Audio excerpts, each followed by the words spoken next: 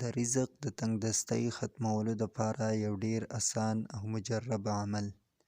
کوم خلک چې د رزق په تنګدستۍ کې مبتلا وي او پریشانه وي، نو هغوی لره پکار دي چې د سوره کوثر د عمل وکړي. انشاءالله الله تعالی به د هغو دا تنګي او دغه پریشاني زر تر زره ختمه کړي.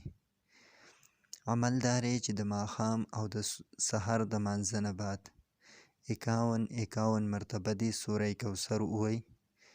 دا عمل دې جاري وساتي، انشاءالله الله تعالی به د هغوی دغه تنګي او دغه پریشاني زر تر زره ختمه کړي.